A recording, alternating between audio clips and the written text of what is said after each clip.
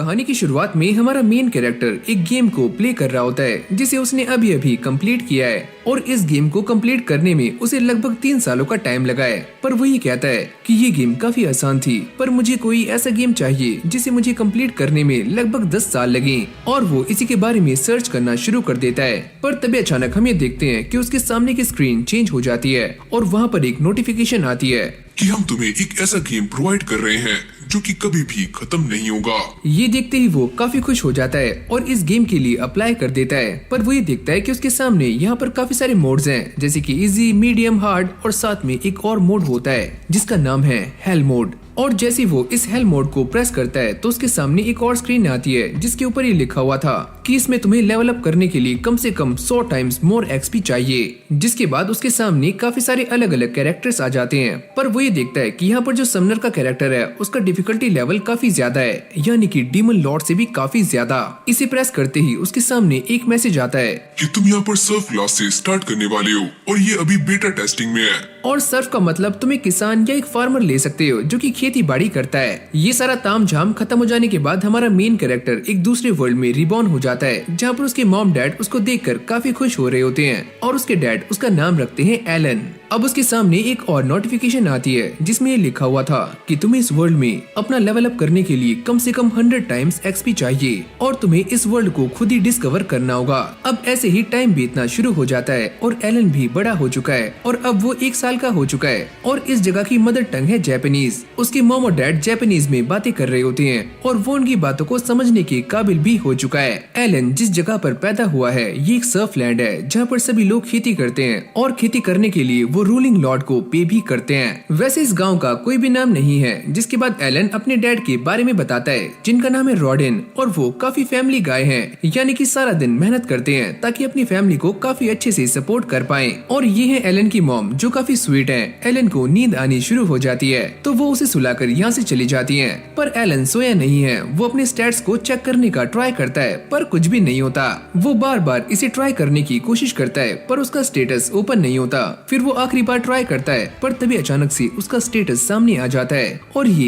एक बुक है। वो ये चेक करता है कि इस किताब के अंदर उसका लेवल 1 है और वो एक समनर है। अगली पेज पे वो ये देखता है कि यहाँ पर उसकी स्किल्स के बारे में लिखा हुआ होता है अगर वो इन स्किल्स का इस्तेमाल करता है तो उसकी एक्सपी पहले के मुकाबले काफी गुना खुद ही बढ़ सकती है। आगे पढ़ते हुए वो ये देखता है कि यहाँ पर इस वर्ल्ड के गॉड का मैसेज होता है जो कि एलन से माफी मांग रहे होते हैं क्योंकि उन्होंने एलन की ग्रीमोर को काफी लेट भेजा। एलन ये बात काफी अच्छे से जानता है कि वो इंसेक्ट्स को समन कर सकता है और वो ऐसा करने का ट्राई करता है पर इस बार भी कुछ भी नहीं होता और वो बार बार इसे ट्राई करता है। जिसके बाद वो ये सोचता है कि शायद मुझे पहले क्रिएट स्किल पर काम करना चाहिए। अब एलन अपनी क्रिएट स्किल का इस्तेमाल करता है जिससे उसके सामने एक इंसेक्ट वाला कार्ड आ जाता है जिससे वो इंसेक्ट को काफी आराम से समन कर पाता है। पर तभी अचानक से उसकी मॉम भी यहाँ पर आ जाती है और एलन घोड़ी बेचकर सो जाता है जैसे कि वो जाग नहीं रहा है, वो आराम से सो रहा है। लेकिन अब उसे असली में नींद आने लगती है। पर तभी हम ये देखते हैं कि उसका ये इंसेक्ट वाला कार्ड उसकी ग्रीमोर में ऐड हो जाता है। अगली सुबह ये सारे अपनी दिनचर्या के काम कर रहे होते हैं और एलन घोड़े बेचकर सो रहा है। फिर हमें एलन को दिखाया जाता है जो कि उड़ चुका है और वो अपनी ग्रीमोर से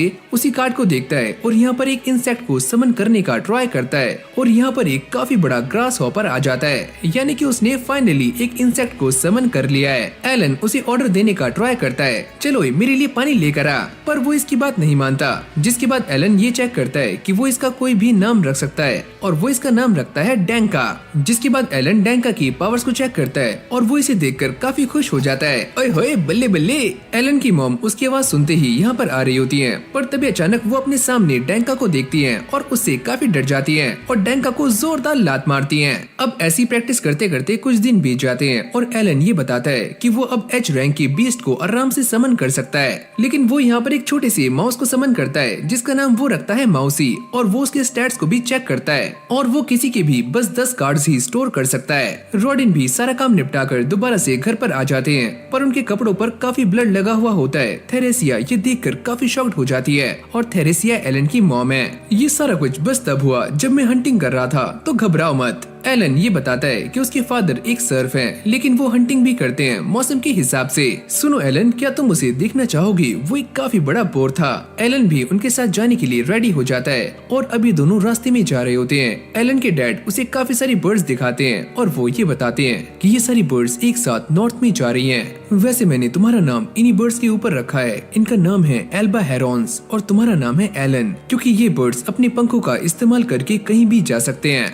जिसके बाद रॉडिन उसे लेकर उसी जंगली बोर के पास आ जाते हैं। एलन उसे देखकर काफी शॉक्ड हो जाता है। ओयो अम्मा, ये तो काफी बड़ा है। और तभी यहाँ पर एक और बंदा आता है जिसका नाम है गैडा और वो ये कहता है, ओहो क्या बात, आज तुम अपने बेटे को भी लेकर यहाँ पर आए हो। चलो बेटे, इनको हेलो करो। हेलो अंकल, मेरा नाम है एलन और मुझे आपसे मिलकर काफी अच्छा लगा। अरे वाह यार, सच में तुम तो बात ही कर सकते हो। वैसे मेरी भी एक लड़की है जिसका नाम है करीना, पर वो इतनी सिविलाइज्ड नहीं है। वैसे अंकल, क्या आप मुझे ये बता सकते हो कि ग्रेट बोर काफी डरावनी होती हैं और स्ट्रॉन्ग भी? गैडा उसे बताता है, अरे हाँ, ये बात एकदम सच है। वैसे भी ग्रेट बोर सी रैंक के मॉन्स्टर्स होते हैं जो काफी खतरनाक होते हैं। और हाँ बच्चे, एक ग्रेट बोर को हराने के लिए हमें कम से कम 20 लोग चाहिए। एलन ये सोचता है, तो चलो मुझे इससे एक बेंचमार्क मिल चुका है। फिर हमें 10 महीने बाद का सीन दिखाया जाता है जहाँ पर एलन की क्रिएट स्किल भी लेवल 2 की हो चुकी है और साथ में समन स्किल भी उसका लेवल भी 2 हो चुका है। यहाँ तक कि उसे एक एक्सपेंशन स्किल भी मिल चुकी है और उसकी ग्रीमोर का एक और पार्ट अनलॉक हो चुका है। एलन अब जी रैंक के मॉन्स्टर्स को काफी आराम से समन कर सकता है और साथ में उसे एक और स्किल भी मिली है और ये स्किल काफी कमाल की है। और हाँ, उसका कार्ड इन्वेंटरी स्पेस भी पहले के मुकाबले डबल हो चुका है। एलन फटाक से अपना सारा खाना खाता है और वो इन कार्ड्स को फ्यूज करने का ट्राई करता है, पर ऐसा कुछ भी नहीं होता क्योंकि ऐसा करने के लिए उसके पास इनफ एमपी नहीं होती। वो जी रैंक के बीस्ट को भी समन करने का ट्राई करता है, पर ऐसा नहीं होता, जिससे वो काफी उदास हो जाता है। फिर कहानी कुछ टाइम आगे जाती है जहाँ पर एलन की स्किल्स पहले के मुकाबले काफी गुना बढ़ चुकी हैं और अब वो हॉपर और मॉली को फ्यूज करता है, जिससे उसे एक और कार्ड मिल जाता है और ये कार्ड एक बर्ड का है जो कि जी रैंक की है। वो इसका नाम रखता है चैपी और जैसे वो इसे समन करता है तो ये बर्ड उसके सामने आ जाती है, यानी कि चैपी उसकी सेवा में हाजिर है। एलन ये देखकर काफी शॉक्ड हो जाता है कि चैपी वॉइस मिमिक काफी अच्छे से कर सकती है, यहाँ तक कि वो एलन की आवाज को हूबहू कॉपी कर रही होती है। जिसके बाद एलन बाकी सबको भी समन करता है और उनके साथ काफी देर खेलता है और साथ में उनसे कहता है कि वो अपनी एबिलिटीज का भी इस्तेमाल करें। ऐसे ही दोपहर हो जाती है जहाँ पर करीना एलन के साथ नाइट खेल रही होती है। ये दोनों खेलते हुए काफी मस्ती करते हैं। करीना उसके ऊपर एक के बाद एक अटैक्स करती है, पर एलन उसके सारे अटैक्स को बस डॉज कर रहा होता है। पर एलन ये सारा कुछ देखकर काफी शॉक्ड हो जाता है कि करीना सच में काफी फास्ट है और वो ये सोचता है कि मैंने अपने सारे के सारे बफ्स एजिलिटी में लगा दिए हैं, पर फिर भी मैं इसका काफी मुश्किल से सामना कर पा रहा हूँ। और अगले पल वो एलन की स्वॉर्ड को भी तोड़ देती है। करीना के साथ प्रैक्टिस करते करते एलन की हालत काफी बुरी हो जाती है और वो थक कर लेट जाता है। फिर हमें ये दिखाया जाता है कि एलन की मॉम प्रेग्नेंट है। वो उनके पास जाकर उनकी हेल्प करता है और वो ये कहता है कि मैं भी आपके साथ जाऊंगा क्योंकि मॉम की टमी वीक हो चुकी है, तो मुझे भी आपकी हेल्प करनी है। अभी सारे बैठे हुए बातें कर रहे होते हैं। एलन ये सोचता है कि अब मेरे पास इतना स्टेमिना है जितना कि बड़ों में होता है, पर उसकी मॉम उससे कहती है, अरे ओए, तुम अभी छोटे बच्चे हो तो तुम्हें करीना के साथ खेलना चाहिए। और हाँ बच्चे, वैसे भी तुम्हें एक दिन वो काम करना ही होगा, तो जब तक तुम बड़े नहीं हो जाते तो आराम से खेलो, अपनी लाइफ को एंजॉय करो। उसकी मॉम उससे पूछती है, पर तुम मुझे ये बताओ कि तुम उस पेड़ पर पत्थर क्यों फेंक रहे थे? ओ अच्छा, वो वाले। वो बस इसीलिए ताकि मैं उन सभी को मॉन्स्टर से प्रोटेक्ट कर पाऊँ। अरे वाह बेटे, तुम तो सच में काफी ब्रेव हो। और एलन ये सारा कुछ इसीलिए कर रहा था ताकि वो ये बात जान पाए कि उसके पास समनिंग स्किल है या कोई और स्किल भी जो कि उसके अंदर छुपी हुई है। रॉडिन उससे कहते हैं, मुझे ऐसा लगता है कि तुम्हें करीना के साथ नाइट खेलना काफी अच्छा लगता है और वैसे भी मैं तुम्हारी अप्रेजल सेरेमनी के लिए काफी खुश हूँ। एलन इसके बारे में कुछ भी नहीं जानता। उसकी मॉम उसे बताती है कि जब तुम 5 साल की हो जाओगे तो तुम्हारे पास कौन सी एबिलिटी है ये पहचानने के लिए एक सेरेमनी होती है जिसे अप्रेजल सेरेमनी कहा जाता है। कुछ टाइम के बाद हम ये देखते हैं कि एलन अपनी समन की गई चीजों को पूरे 1 दिन तक बाहर रख सकता है और तभी करीना यहाँ पर आ जाती है। इन दोनों में दोबारा से फाइट होती है और वो दोबारा से एलन की हालत काफी गंदी कर देती है। रॉडिन भी अपने काम से वापस आ जाते हैं। एलन की मॉम जैसे ही अपने कमरे से बाहर आती हैं तो डैनका उनके पैरों पर बैठा हुआ होता है और वो उसे देखकर काफी डर जाती हैं और नीचे गिरने वाली होती हैं, पर उसके हस्बैंड उसे बचा लेते हैं। पर अचानक से उसके पेट में पेन होना शुरू हो जाता है। जाओ करीना, अपनी मॉम को यहाँ यहाँ पर लेकर आओ। अगले ही पल करीना की मॉम और उसके डैड यहाँ पर आ जाते हैं और उसकी मॉम आते ही यहाँ से सभी को बाहर निकाल देती है। जिसके बाद हमें सुबह का सीन दिखाया जाता है जहाँ पर एलन की मॉम को एक और बेटा हुआ है और ये बेटा काफी क्यूट है। एलन के डैड उसका नाम रखते हैं मैश। ये नाम सभी को काफी अच्छा लगता है। जिसके बाद एलन अपनी पास्ट लाइफ के बारे में याद करता है और वो ये सोचता है कि मैं अपनी पास्ट लाइफ से निराश नहीं हूँ और वो अपने भाई को देखते हुए ये कहता है कि फैमिली होना काफी इम्पोर्टेंट है। फिर वो ये सोचता है कि मैं ये बात नहीं जानता कि मैं ये कैसे करूँगा, पर मैं अपनी फैमिली को सर्फ डॉम से बाहर निकालना चाहता हूँ। अब एलन 5 साल का हो चुका है और वो अपने डैड के साथ अप्रेजल सेरेमनी के लिए जा रहा होता है। उसके डैड उसे बताते हैं कि ये एक ऐसी सेरेमनी है जहाँ पर सर्फ से लेकर नोबल सारे ही पार्टिसिपेट करते हैं। यहाँ तक कि वो ये भी कहते हैं अगर तुम्हारे पास कोई टैलेंट होगा तो तुम सर्फ डॉम से बाहर निकल सकते हो। करीना और उसके डैड भी उन दोनों के साथ जा रहे होते हैं। जिसके बाद ये सारे एक गाँव में आ जाते हैं। एलन ये देखता है कि सामने काफी सारे बच्चे हैं और सभी ने काफी अच्छे कपड़े पहने हुए हैं, यानी कि सारे बच्चे उन सभी से अच्छे लग रहे हैं।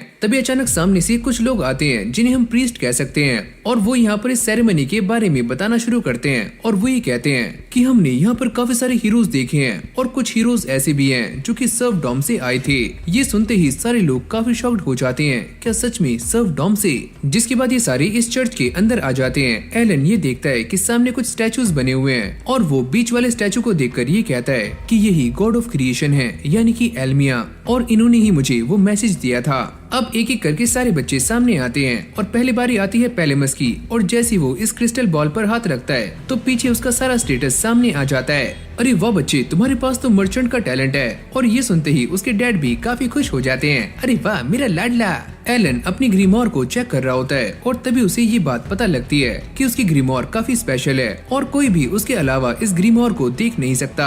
अब एक और बच्चा सामने आता है और जैसे वो इस क्रिस्टल बॉल पर हाथ रखता है तो उसके पास कोई भी टैलेंट नहीं होता और वो साइड हो जाता है। एक एक करके सारे बच्चे सामने आते हैं और किसी के पास कुछ टैलेंट होता है और जिसके पास टैलेंट नहीं होता वो भी साइड हो जाते हैं। और अब बारी आती है एलन और करीना की। ये दोनों भी आगे आ जाते हैं। करीना जैसे ही आगे जाकर इस क्रिस्टल बॉल पर हाथ रखती है तो वो काफी ग्लो करनी शुरू हो जाती है और उसके सारे स्टैट्स सामने आ जाते हैं। प्रीस्ट ये कहते हैं अरे वाह बच्ची, तुम्हारे पास तो एक स्वॉर्ड लॉर्ड की पावर्स हैं। ये देखकर सारे लोग काफी शॉक्ड हो जाते हैं और साथ में उसके डैड भी। एलन जैसे ही उस क्रिस्टल बॉल पर हाथ रखता है तो उसके अंदर से काफी रोशनी बाहर निकलनी शुरू हो जाती है और ये करीना से भी काफी ज्यादा होती है जिससे वो पीछे गिर जाता है। सारे लोग इस बात से हैरान होते हैं कि एलन के पास कौन सा टैलेंट है। प्रीस्ट ये बताते हैं कि इस बच्चे के पास कोई भी टैलेंट नहीं है, पर जैसे एलन अपनी ग्रीमोर में देखता है तो वहाँ पर उसके टैलेंट की जगह पर कुछ काफी अजीब सा लिखा होता है। एलन को ऐसा लगता है कि पक्का ये कोई न कोई ग्लिच है। जिसके बाद वो दोनों अपने घर आ जाते हैं और उसकी मॉम उन दोनों का ही वेट कर रही होती है।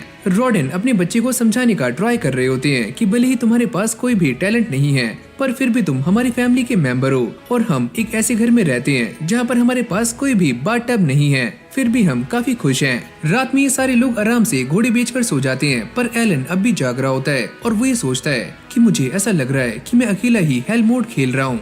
और उसे ये बात भी समझ आ जाती है कि उसके हेल मोड खेलने से उसकी प्रोग्रेस 100 गुना कम हो चुकी है। और वैसे भी मैं ये बात जानता हूँ अगर कोई नॉर्मल इंसान इस गेम को खेलता तो उसकी पक्का हवा टाइट हो जाती, पर मैं इसे कंप्लीट करके रहूंगा चाहे मुझे कितना भी टाइम लगे।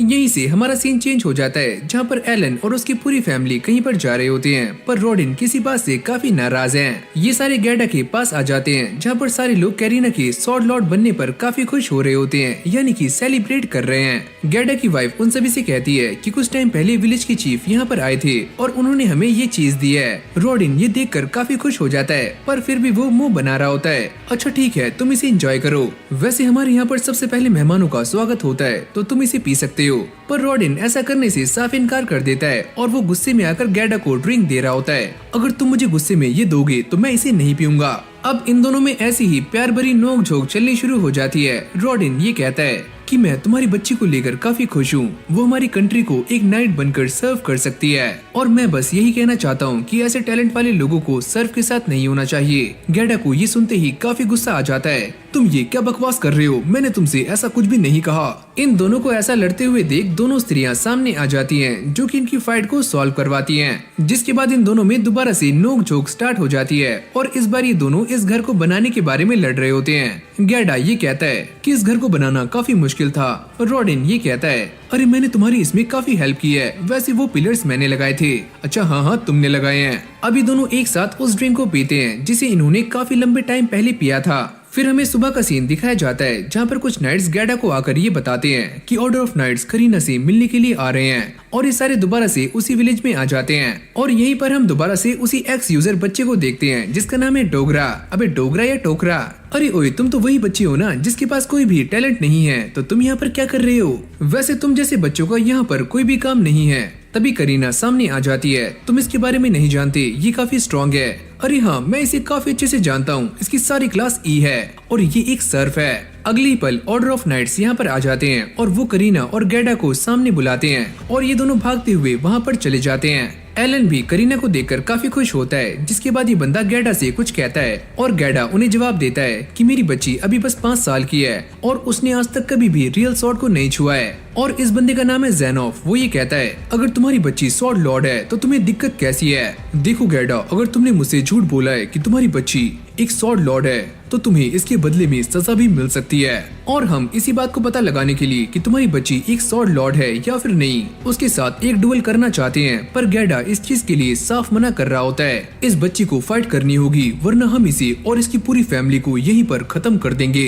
और अब एक नाइट यहाँ पर एक स्वॉर्ड लेकर आता है। करीना उस स्वॉर्ड को देखकर काफी खुश हो जाती है कि उसे असली में एक स्वॉर्ड चलाने को मिलने वाली है और वो इस डुएल के लिए हाँ बोल देती है। और अब एक नाइट करीना से लड़ने के लिए सामने आ जाता है और इन दोनों के बीच में डुएल स्टार्ट हो जाता है। करीना उसके ऊपर बार बार अटैक्स कर रही होती है पर ये नाइट उसके सारे अटैक्स को काफी आराम से ब्लॉक कर रहा होता है। एलन भी ये सारा कुछ देख रहा है और वो ये सोचता है कि हम दोनों ने काफी बार नाइट नाइट खेला है तो उससे करीना की स्किल्स काफी डेवलप हो चुकी हैं और वो लेवल 5 की हैं। अब ये बंदा दोबारा से करीना पर अटैक करता है पर करीना उससे बचकर पीछे हो जाती है। पर अगली पल ये उसके एक जोरदार किक मारता है। ये देखकर गैडा को काफी गुस्सा आ रहा होता है पर ये सारे नाइट्स उसको पकड़ लेते हैं। फिर हम करीना को देखते हैं जिसकी पावर्स धीरे धीरे अवेकन होनी शुरू हो जाती हैं। जिसके बाद वो काफी तेजी से जाकर इस नाइट पर अटैक्स करना शुरू करती है और इस बार वो इसे काफी मुश्किल से हैंडल कर पा रहा होता है। अगली पल वो इस नाइट की शॉट को भी तोड़ देती है और इस मैच को जीत जाती है, जिससे गैडा और करीना काफी खुश होते हैं और साथ में एलन भी। ये सारा कुछ होने के बाद ज़ेनोफ गैडा के पास जाता है और उससे अपनी बदतमीजी के लिए माफी मांगता है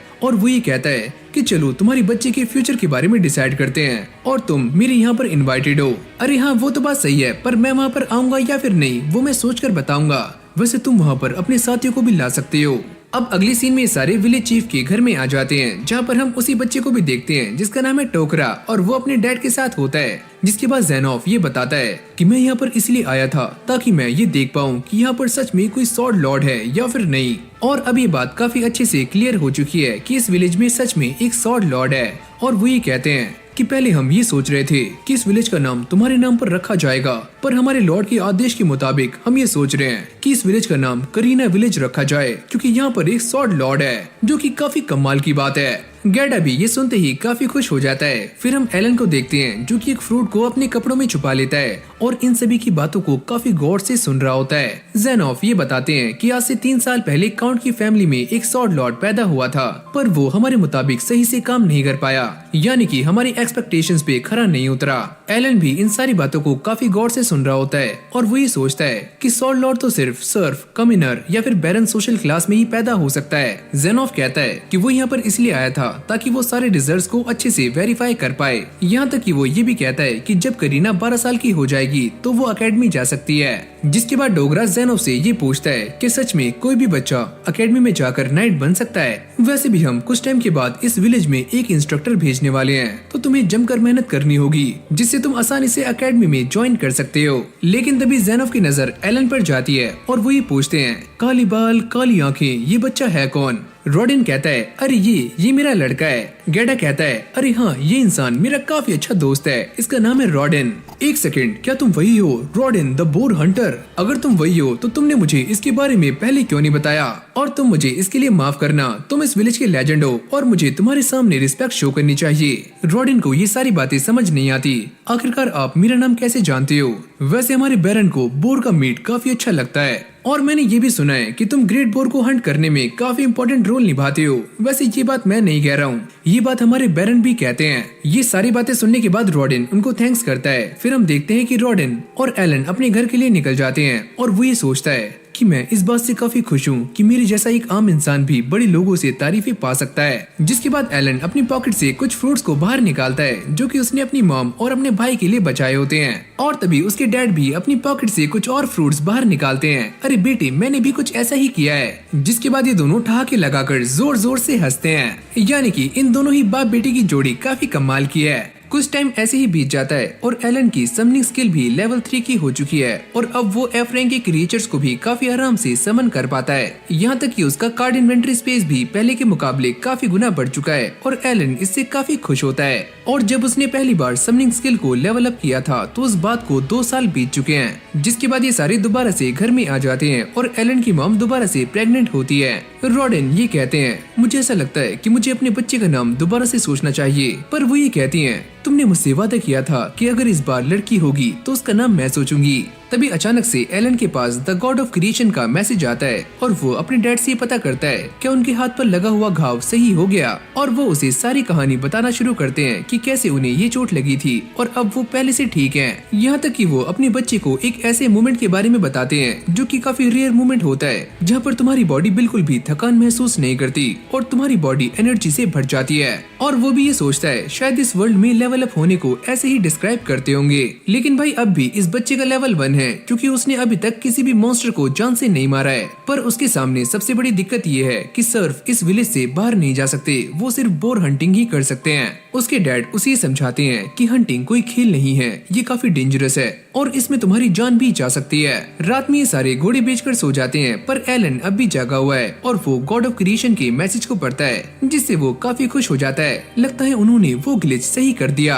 यहाँ तक कि उसे ये बात भी क्लियर हो जाती है कि वो इस वर्ल्ड में ई रैंक पर इसलिए है क्योंकि वो हेल मोड खेल रहा है। पर वो ये देखकर काफी खुश हो जाता है कि डेवलपर ने उसे उसका एक अलग सिस्टम दिया है जहाँ पर वो अपना रियल स्टेटस चेक कर सकता है। वो ये देखकर काफी शॉक्ड हो जाता है कि उसकी काफी सारी स्किल्स एस रैंक की हैं। वो अपनी पावर्स को इस्तेमाल करने के लिए डैंका का यूज करता है जिससे डैंका की सारी एबिलिटीज +1 से काफी गुना बढ़ जाती हैं और अब वो डैंका को भी यहाँ पर समन कर लेता है। अगली पल उसकी मॉम भी यहाँ पर आ जाती हैं और वो ये पूछती हैं कि तुम अभी तक सोई नहीं। पर वो अपने सामने डैंका को देखती हैं और उसे कुचलकर मार देती हैं। सुबह के टाइम में एलन के डैड अपने काम पर जा रहे होते हैं और वो उन्हें गुड बाय करता है। एलन काफी सारे फ्यूजन कॉम्बिनेशन को ट्राई कर चुका है पर उसने अभी तक किसी और को अनलॉक नहीं किया है और वो इसे एक और बार ट्राई करता है और उसे एक न्यू कार्ड मिल जाता है। जैसे ही एलन उसे अपने सामने समन करता है तो वो ये देखता है कि एक छोटा सा एप्पल है जिसके हाथ और पैर हैं और इसके पास एक काफी स्पेशल एबिलिटी भी है। एलन इसका नाम रखता है एप्पो और उसे ये कहता है कि वो अपनी इस एबिलिटी का इस्तेमाल करे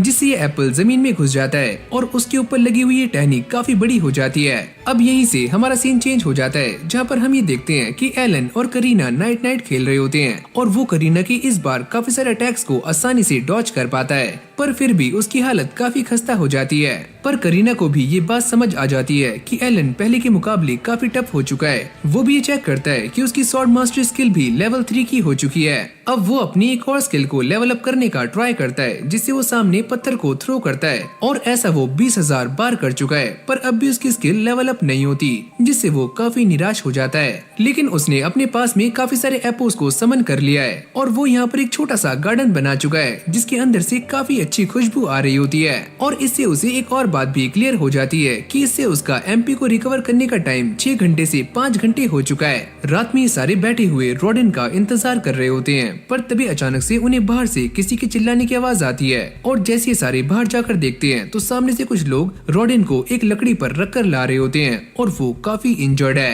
अब ये सारे उसे लेकर घर में आ जाते हैं। गैडा ये बताता है कि एक जंगली बोर ने इसके पेट में सींग मार दिए हैं और एक हब की वजह से हम इसे अभी तक जिंदा रख पाए हैं। थेरेसिया पूछती है कि तुम्हारे पास इतनी इंपॉर्टेंट चीज कहाँ से आई, और गैडा ये बताता है कि जेनोफ ने मेरी बेटी के साथ जो किया था उसके बदले में मैंने उससे काफी सारे गोल्डन कॉइन्स लिए थे और इसी से ही मैंने उसे परचेज किया। अब ये सारे ऐसे ही बहस कर रहे होते हैं, तभी मैश भी यहाँ पर आ जाता है और वो काफी रोना शुरू कर देता है। एलन उसे लेकर अंदर जाता है और गैडा इन सभी को लेकर बाहर आ जाता है। अब ये सारे एक ही बात कर रहे होते हैं कि इसमें सारी गलती उस कॉमिनर की है। एलन गैडा से पूछता है क्या ये बात सच है, जिसके बाद गैडा एलन को सारा कुछ बताना शुरू करता है कि कैसे वो हंटिंग करते हैं और कैसे वो कुछ टाइम पहले चीफ के पास गए थे जिन्होंने उनसे कहा था कि वो इसके अंदर कॉमिनर्स को भी शामिल करें। और जैसे कि तुम ये बात जानती हो कि जेनोफ ने रॉडेन को सभी के सामने काफी अच्छा टाइटल दिया था, तो इसीलिए सभी को ऐसा लगा कि अगर बोर हंट में रॉडेन उनके साथ होगा तो सारे के सारे कॉमिनर्स सेफ होंगे। वैसे भी हमें ये बात पसंद नहीं आई थी, पर फिर भी हम चीफ के ऑर्डर को रिफ्यूज नहीं कर पाते। जिसके बाद गैडा ये बताता है कि किसी भी कॉमिनर ने प्रैक्टिस नहीं की थी और इसलिए उन्होंने उन कॉमिनर्स को काफी आसान काम दिया था कि वो इस जंगली बोर का ध्यान भटकाएं। लेकिन वो सारे के सारे लोग बोर को देखकर काफी डर जाते हैं और यहाँ से भागना शुरू कर देते हैं और एक कॉमिनर नीचे गिर जाता है तो रॉडेन उसे बचाने के लिए सामने आता है तो ये जंगली बोर उसके ऊपर अटैक कर देता है, जिससे रॉडेन काफी दूर जाकर गिरता है और वो काफी इंजर्ड भी हो जाता है। अब प्रेजेंट में गैडा ये बताता है कि हमने उस बोर को जान से मार दिया है और कल मैं रॉडेन के हिस्से का मीट लेकर यहाँ पर आ जाऊंगा, और ये बोलते ही वो यहाँ से चला जाता है। अब अगली सुबह जैसे ही रॉडेन की आंख खुलती है तो सारे लोग उसे देखकर काफी खुश हो जाते हैं, पर एलन ये सोचता है कि वो इस वर्ल्ड में बस लेवल अप करने के बारे में सोच रहा है, पर उसके पास कोई भी पर्पस नहीं है और बिना पर्पस के लेवल अप करना एकदम बेकार है। और वो ये सोचता है कि इस वर्ल्ड में जो भी लोग रह रहे हैं ये चीज उनके लिए कोई गेम नहीं है, वो अपने आप को जिंदा रखने के लिए हर वो कोशिश कर रहे हैं जो कि उनसे बनती है।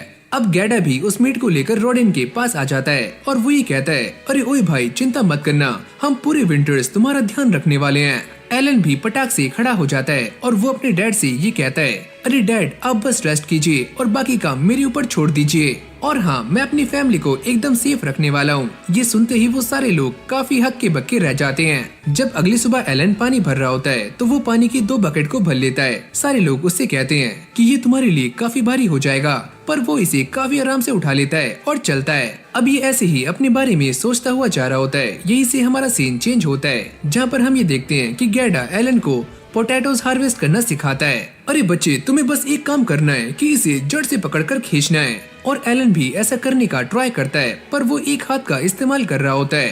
अरे ओए बच्चे तुम्हें एक हाथ का इस्तेमाल नहीं करना, जरा दोनों हाथ लगाओ। लेकिन वो एक ही हाथ से इन सारे पोटैटोज को काफी आराम से बाहर निकाल लेता है। गैडा उससे कहता है मैं ये बात पहले से ही जानता था कि तुम काफी टफ हो, लेकिन जितना मैंने सोचा था तुम उससे भी ज्यादा स्ट्रॉन्ग निकले।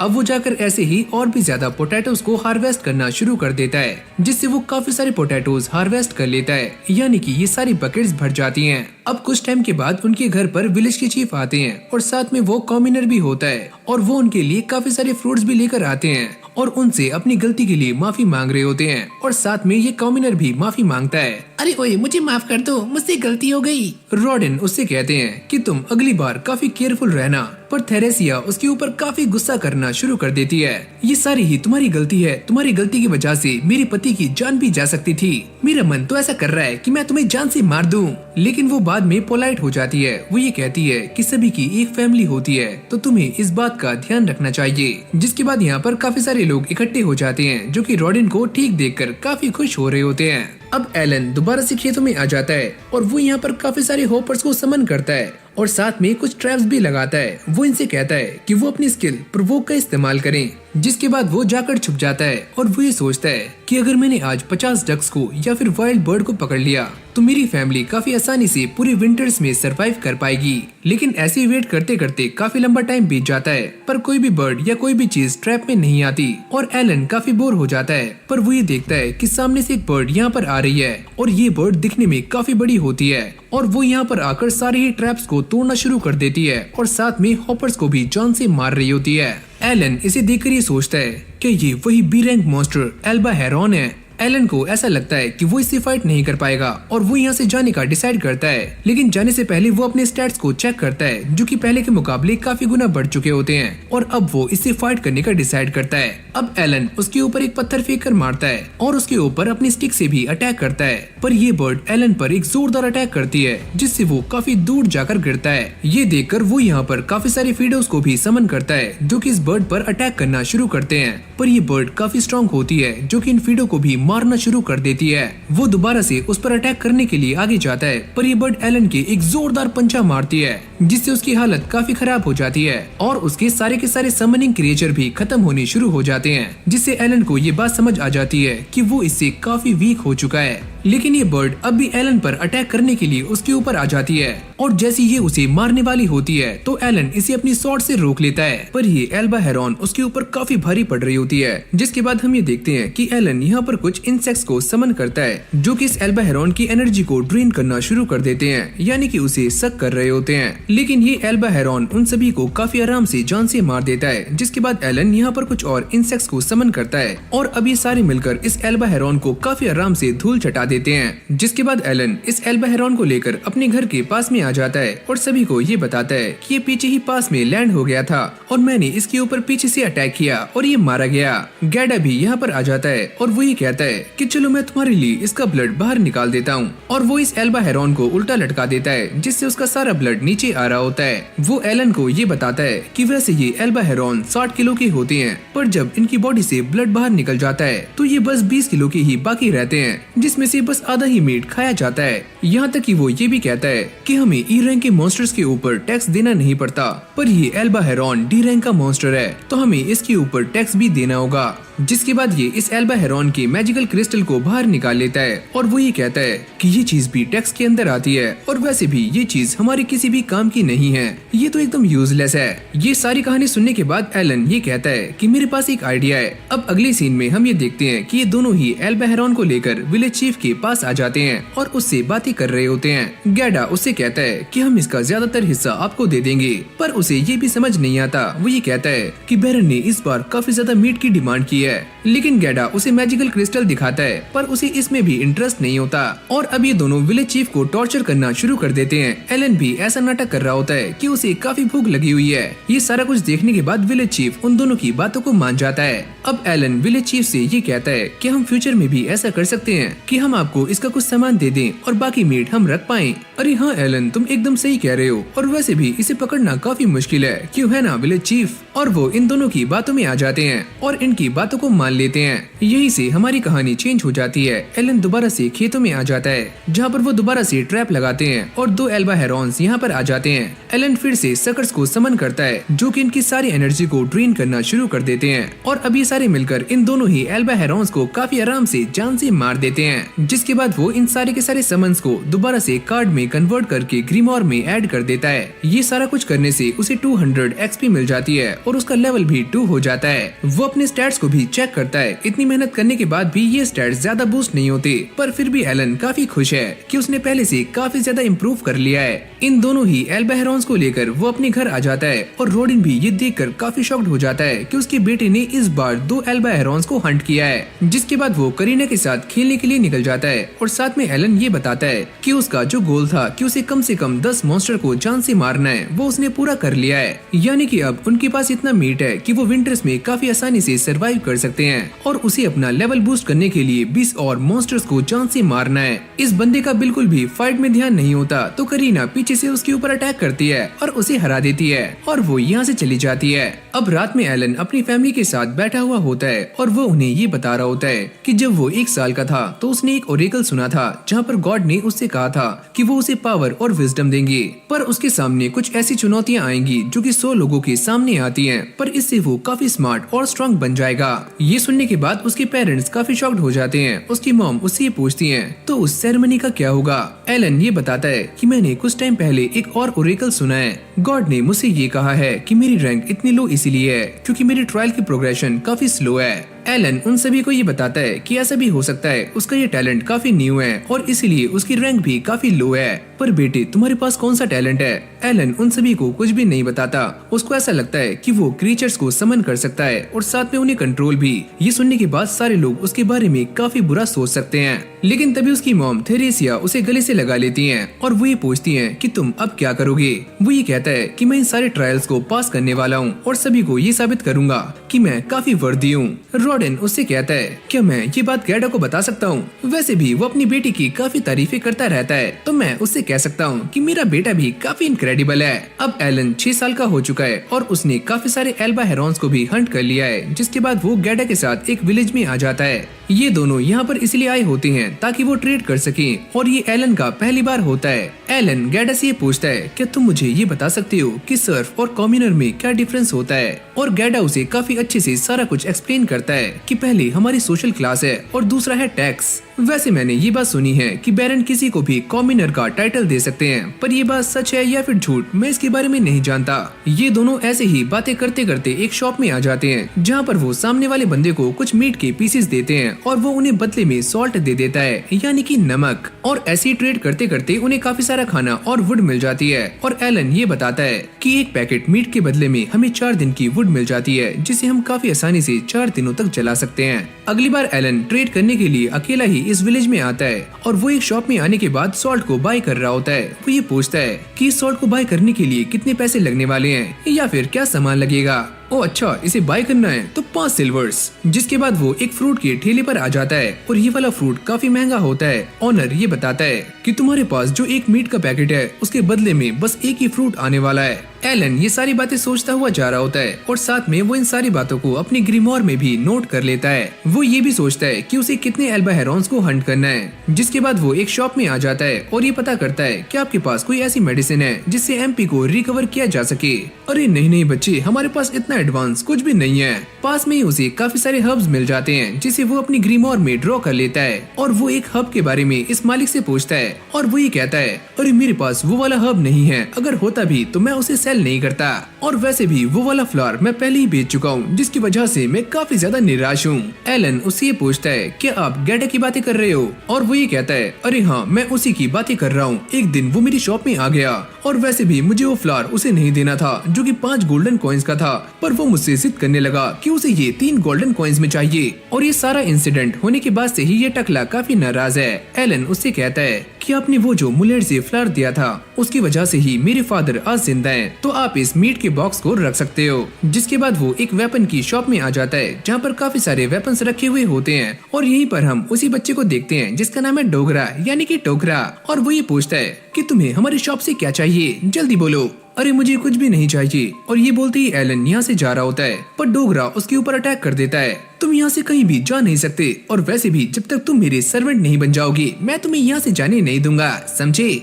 अबे ओए चपड़ गंजू, शांत हो जा और तू चाहे कोई सा भी वेपन लेकर आ सकता है, मैं तुझसे लड़ने के लिए तैयार हूँ। ये सुनते ही डोगरा की काफी ज्यादा फट जाती है और वो यहाँ से भाग जाता है, लेकिन वो एक स्टिक लेकर दोबारा से यहाँ पर आता है और एलन पर अटैक्स करना शुरू कर देता है। पर एलन भी उसके सारे अटैक से काफी आराम से डॉज कर रहा होता है। जिसके बाद वो उसकी स्टिक को भी गिरा देता है और बाद में डोगरा हार जाता है। कहानी दोबारा से एलन के घर पर आती है जहाँ पर रॉडेन पहले के मुकाबले काफी ठीक फील कर रहे होते हैं और अब उनके घर में एक और लड़की आ चुकी है जो कि है एलन की छोटी बहन। जिसके बाद ये सारे बच्चे मैदान में आ जाते हैं और प्रैक्टिस कर रहे होते हैं। डोगरा भी यहीं पर है और साथ में करीना इस बंदे को शॉट चलाना सिखा रही होती है। एलन उस बच्चे को नोटिस कर रहा होता है और वो ये कहता है कि सच में ये बच्चा काफी अच्छे से कर रहा है, मुझे ऐसा लगता है कि इसके पास स्पीयर यूजर का टैलेंट है। अब रात में रॉडेन और गैडा घर पर आ जाते हैं और वो थेरेसिया और बाकी सबको ये बता रहे होते हैं कि बैरन ने हमें बुलाया था और वो ये चाहते हैं कि हम जिस बोर को उन्हें मार कर देते हैं उसकी काउंटिंग हम 10 से 15 कर दें और इसके लिए वो ये चाहते हैं कि इस बार भी हम कॉम्यूनर्स को अपने साथ हंट करने दें। और सबसे बड़ी दिक्कत की बात ये है कि अगर ये सारे ऐसा नहीं कर पाए तो बैरन यहाँ पर कुछ और नए सर्फ ले आएंगे, यानी कि इसका मतलब साफ है कि जो सर्फ हंट नहीं कर सकते उनकी जमीनें उनसे छीन ली जाती हैं। गैडा ये कहता है एक और काफी बड़ी दिक्कत की बात है कि वो ये चाहते हैं कि हम अगले साल 20 बोर्स को हंट करें, यानी कि इस बार 15 और अगले साल 20। रॉडेन भी इन सारी चीजों के लिए तैयार नहीं होता और एलन उनसे कहता है कि अगर आपने उनकी ये बातें मान ली तो अगली बार वो आपसे कुछ ज्यादा ही एक्सपेक्ट करेंगे। रॉडेन उससे पूछता है, तो क्या तुम ये चाहते हो कि हम अपने साथ कॉमनर्स को ऐड करें? एलन कहता है कि हाँ, बिल्कुल सही कहा। पर गैडा ये कहता है कि वो सारे एकदम यूजलेस हैं, लेकिन आपको उन्हें यूजफुल बनाना होगा, और वैसे भी मेरे पास विजडम है जो कि मुझे लॉर्ड एल्मिया ने दी है। सीन चेंज होता है और ये तीनों ही हंट करने के लिए रेडी हो चुके हैं और इनका साथ देने के लिए सामने सारे के सारे कॉमनर्स खड़े हुए हैं जो कि खुद तो मरने वाले हैं और साथ में इन्हें भी लेकर डूबने वाले हैं। अब ये सारे के सारे बोर हंट करने के लिए एकदम रेडी हो जाते हैं। रॉडेन और बाकी सभी इन्हें एलन के तरीके से सिखाने वाले हैं ताकि ये सारे काफी जल्दी सीख जाएं, क्योंकि ये सारे एक नंबर के नूब हैं। जिसके बाद ये सारे बोर हंट करने के लिए विलेज से बाहर आ जाते हैं और एलन एक माउंटेन को देख रहा होता है और वो ये बताता है कि ये एक व्हाइट ड्रैगन माउंटेन है। यहाँ तक कि वो ये भी कहता है कि उसने एक कहानी सुनी है कि यहाँ पर एक मिथिकल व्हाइट ड्रैगन रहता है जो सच में काफी खतरनाक है। यहीं से हमारा सीन चेंज हो जाता है जहाँ पर ये सारे के सारे कॉमनर्स बोर को हंट कर रहे होते हैं और उसे अपने पीछे लाने का ट्राई कर रहे होते हैं। अब ये सारे एक साथ मिलकर उसको रोक लेते हैं। रॉडेन और बाकी सभी उसे मारने के लिए आगे पहुँच जाते हैं। एलन इनसे कहता है कि तुम भी आगे जाओ और वो भी ऐसा ही करते हैं, जिसके बाद ये सारे मिलकर इस जंगली बोर को काफी आराम से निपटा देते हैं, जिससे इन सभी का लेवल अप हो जाता है क्योंकि ये बोर सी रैंक था और इससे इन्हें काफी सारी एक्सपी मिल जाती है और ये सारे काफी खुश होते हैं। यहाँ पर कुछ कॉमनर्स पानी भर रहे होते हैं। एलन उनसे कहता है, क्या तुम मेरे डैड से बात कर सकते हो? क्या मैं बोर हंट कर सकता हूँ, वो भी स्पीयर से? अरे नहीं नहीं, ऐसा नहीं हो सकता। अगर मैंने इस बारे में बात की तो रॉडेन मेरी खाट खड़ी कर देंगे। वैसे मैं तुम सभी को देखकर काफी जलता हूँ क्योंकि मुझे भी शिकार करना है, लेकिन मेरी वाइफ प्रेग्नेंट है तो मुझे उसके लिए सेफ रहना होगा। जैसे ही एलन को ये पता लगता है कि ये इंसान एक बूचर है तो वो उसे लेकर एल्बा हेरॉन्स के पास आ जाता है। एलन उससे कहता है कि वो इन्हें बूचर करे, जिसके बदले में वो उसे एल्बा हेरॉन्स के 2 मीट के पैकेट देगा। जिसके बाद वो ये कहता है कि वो अपनी फैमिली को सर्व से कॉमनर्स में लाना चाहता है, जिसके लिए उसे 50 गोल्ड कॉइंस चाहिए और इसलिए वो इन एल्बा हेरॉन्स को बेचने वाला है। जिसके बाद ये सारे के सारे सर्व्स दोबारा से बोर हंट करने के लिए आ जाते हैं और इस बार उनके साथ कुछ नए कॉमनर्स भी होते हैं और ये अपनी वही पुरानी स्ट्रेटेजी का इस्तेमाल करते हैं, जिससे वो इस बोर को काफी आराम से जान से मार देते हैं, जिससे इन सभी का दोबारा से लेवल अप हो जाता है। फिर हम एलन को देखते हैं और उसका भी लेवल अप हो चुका है और अब उसका लेवल है 3। जिसके बाद वो ये कहता है कि वो अपने समन किए गए क्रिएचर को अपने 50 मीटर के दायरे में कहीं पर भी समन कर सकता है। फिर हमें 3 महीने बाद का सीन दिखाया जाता है जहाँ पर एलन और करीना इस विलेज के चीफ के घर से वापस आ रहे होते हैं और ये दोनों ही न्यू ईयर की पार्टी को एंजॉय करके आ रहे हैं और विलेज चीफ ने इन दोनों को काफी सारा सामान भी दिया होता है और ये दोनों ही काफी खुश होते हैं। जिसके बाद ये दोनों गैडा के घर पर आ जाते हैं और ये सारे मिलकर न्यू ईयर को सेलिब्रेट करते हैं। तभी ये बात सामने आती है कि इस बार इन सभी ने 15 बोर्ड्स का कोटा पूरा कर लिया है और इसीलिए विलेज चीफ भी काफी खुश हैं। रॉडेन ये कहता है, अगर सारा कुछ ऐसे ही चलता रहा तो इस बार हम काफी आसानी से 20 बोर्ड्स को भी जान से मार देंगे और ये सारा कुछ एलन की वजह से हो रहा है। उसका नया प्लान काम कर गया। तभी गैडा ये देखता है कि एलन के पीछे एक बोतल रखी हुई होती है और वो ये कहता है, अरे ओए, तुम्हारे पास ये क्या है? एलन उसे ये बताता है कि विलेज चीफ ने उसे ये लिकर की बोतल दी है और वो ये कहता है कि ये बस मेरी है और मैं इसे तुम्हें नहीं दूंगा। ये सुनते ही गैडा काफी नाराज हो जाता है। वैसे तुम इसके लिए काफी छोटे हो तो तुम इसका क्या करोगे? एलन उससे कहता है, वैसे अगर आप दोनों मुझे कॉन्टेस्ट में हरा दोगे तो मैं ये आपको दे दूंगा, लेकिन हाँ, अगर मैं जीत गया तो आप मुझे बोर हंट में स्पीयर से अटैक करने दोगे। ये सुनते ही वो दोनों काफी शॉक्ड हो जाते हैं, लेकिन बाद में मान जाते हैं। जिसके बाद एलन और गैडा एक दूसरे के आमने सामने बैठे हुए होते हैं और ये दोनों ही आर्म रेसलिंग करने वाले हैं और हमें ये पता लगता है कि एलन ने अपने सारे पॉइंट्स अपनी स्ट्रेंथ पर लगाए हुए हैं और जैसे ही ये मैच स्टार्ट होता है तो गैडा एलन को हरा रहा होता है। पर तभी अचानक हम ये देखते हैं कि एलन उसे काफी खतरनाक धोबी पछाड़ देता है और गैडा को एक ही झटके में हरा देता है। वैसे इन्हें देखकर मुझे ऐसा लगता है कि इनके स्टैट्स 150 से 200 के बीच में है। अब बारी आती है रॉडेन की, जो कि एलन के सामने आकर बैठ जाते हैं और इन दोनों में आर्म रेसलिंग स्टार्ट हो जाती है। शुरू में ऐसा लगता है कि एलन उन्हें हरा देगा, पर तभी अचानक हम ये देखते हैं कि रॉडेन एलन को काफी आराम से हरा देते हैं। अरे यार, सच में डैड के स्ट्रेंथ वाले स्टैट्स 300 से भी ज्यादा हैं। ये दोनों ही इस फाइट को जीत चुके हैं। जिसके बाद ये सारे बैठकर आराम से ड्रिंक कर रहे होते हैं। एलन ये सोचता है कि इन दोनों की स्ट्रेंथ को देखकर ये तो पता लग गया है कि गैडा डी रैंक का है और मेरे डैड वो सी रैंक के हैं। सीन चेंज होता है और हम ये देखते हैं कि एलन की काफी सारी स्किल्स लेवल अप हो चुकी हैं। वो ये देखकर काफी हैरान हो जाता है कि अब वो ई रैंक के क्रिएचर्स को भी समन कर सकता है और यहाँ तक कि उसे कुछ न्यू टाइप्स के समन्स भी मिले होते हैं और इन सभी का पता लगाने के लिए उसे अलग अलग तरह के फ्यूजन्स भी करने होंगे। और अब वो ये देखता है कि उसे उसके ग्रीमोर में एक अलग से स्टोरेज स्पेस मिला हुआ है और वो इसके अंदर एक पत्थर डालकर देखता है, पर उसे इसके अंदर उस पत्थर की गिरने की आवाज नहीं आती, यानी कि ये स्पेस काफी बड़ा है। वो इसके अंदर हाथ डालकर देखता है तो उसे ये पत्थर काफी आराम से मिल जाता है, यानी कि एलन इस वाले स्टोरेज स्पेस में सारी चीजों की मेंटल इमेजेस देख सकता है और उन्हें काफी आराम से ढूंढ सकता है। वो एक एक करके इसके अंदर काफी सारे सामान को डालना शुरू कर देता है, जिससे उसे ये बात क्लियर हो जाती है कि इसके अंदर सामान डालने की कोई भी लिमिट नहीं है, यानी कि वो इसके अंदर जितना चाहे उतना सामान डाल सकता है। पर उसे ये बात समझ नहीं आती कि किसी भी कैरेक्टर के पास स्टोरेज का एक लिमिट होता है और वो ये सोचता है पर मेरे पास इतना ज्यादा स्पेस क्यों है, कहीं इसके पीछे कोई रीजन तो नहीं है, कोई ऐसा रीजन जिसकी वजह से ये स्किल मेरे लिए काफी ज्यादा इम्पोर्टेंट हो। नेक्स्ट सीन में हम ये देखते हैं कि एलन एक ई रैंक क्रिएचर को समन करने का ट्राई करता है, पर यहाँ पर कुछ भी नहीं होता क्योंकि उसके पास कोई भी ई रैंक का मैजिकल स्टोन नहीं है, यानी कि ई रैंक के क्रिएचर्स को समन करने के लिए उसे मैजिकल आइटम्स की जरूरत पड़ने वाली है। जिसके बाद वो अपने रूम में आ जाता है और कुछ सामान ढूंढना शुरू कर देता है और फाइनली उसे वो चीज मिल जाती है जो कि उसका बैग है, जिसके अंदर काफी सारे पैसे रखे हुए होते हैं और कुछ मैजिकल स्टोन भी। एलन उस स्टोन को लेकर बाहर आ जाता है और अब वो एक ई रैंक के क्रिएचर को समन करने का ट्राई करता है, लेकिन इस बार भी वो फेल हो जाता है। जिसके बाद वो इस मैजिकल स्टोन को अपनी ग्रीमोर में डाल देता है और तभी अचानक से यहाँ पर एक ई रैंक के क्रिएचर का मैजिकल कार्ड अपीयर हो जाता है, जो कि एक बटरफ्लाई का कार्ड होता है। और जैसे एलन उसे समन करता है तो वो ये देखकर काफी शॉक्ड हो जाता है कि ये वाली बटरफ्लाई काफी बड़ी है। जिसके बाद वो एक और क्रिएचर को समन करता है और ये दिखने में एक काफी खतरनाक टाइगर लग रहा होता है। एलन इसका नाम रखता है टामा और अब वो टामा और इस बटरफ्लाई को फ्यूज कर देता है, जिससे उसे एक और न्यू कार्ड मिल जाता है। रॉडेन अपने बेटे को ये बता रहे होते हैं कि अब हमारे गांव में कोई भी हॉर्न रैबिट्स नहीं आएंगे क्योंकि हमने इस गांव के चारों तरफ एक गड्ढा बना दिया है, क्योंकि हम इस बात को काफी अच्छे से जानते हैं कि वो रैबिट्स काफी कमजोर हैं, पर फिर भी वो छोटे बच्चों को नुकसान पहुंचा सकते हैं। ये सारे के सारे बच्चे करीना के घर पर आ जाते हैं और प्रैक्टिस कर रहे होते हैं। एलन पेलमस से पूछता है, क्या तुम मैजिकल स्टोन के बारे में कुछ जानते हो और क्या तुम मुझे उसके बारे में कुछ बता सकते हो?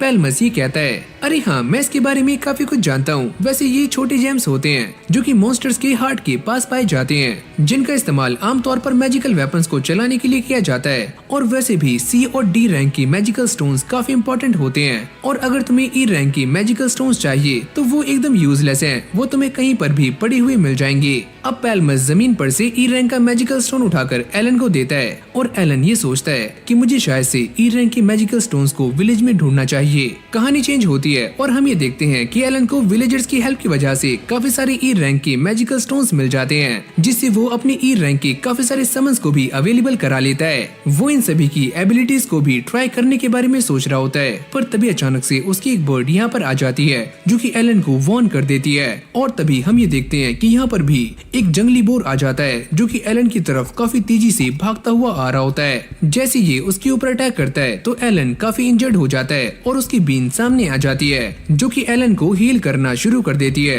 ये बटरफ्लाई भी अपने मैजिक का इस्तेमाल करती है जिससे इस बोर को नींद आनी शुरू हो जाती है। और तभी अचानक से टामा यहाँ पर आ जाता है जो कि इसके ऊपर अटैक करता है और इस बोर को एक ही झटके में खत्म कर देता है। लेकिन तभी एक और जंगली बोर यहाँ पर आ जाता है जो कि एलन पर अटैक करने वाला होता है, पर तभी एलन का एक और समन सामने आ जाता है जो कि इस बोर को रोक लेता है। लेकिन तभी ये बात रिवील होती है कि ये सारा कुछ बस एक सपना है जो कि एलन देख रहा है और वो ये कहता है कि मैं पिछले 7 सालों से यही सपना देख रहा हूँ कि एक समनर को कैसे फाइट करनी चाहिए और अब मैं ये बात जान चुका हूँ कि हर तरह के समन का बैटल में एक अलग ही रोल होता है। जिसके बाद वो अपने सारे के सारे ई रैंक के क्रिएचर्स को समन करता है और वो ये बताता है कि इन सभी के काम अलग अलग हैं। जैसे कि इंसेक्ट टाइप का काम है डीबफ अप्लाई करना, बीस्ट का काम है अटैक करना और बर्ड टाइप का काम है सारी इन्फॉर्मेशन को गैदर करना। ऐसे ही ग्रास वाले हीलिंग करते हैं और स्टोन वाले डिफेंस का काम। अब उसे ये बात भी समझ आ जाती है कि उसे इतनी स्टोरेज स्किल क्यों मिली, ताकि उसे इन मैजिकल स्टोन्स को हाथ में लेकर घूमना ना पड़े और वो इन सभी मैजिकल स्टोन्स को इस स्पेस में काफी आराम से रख पाए।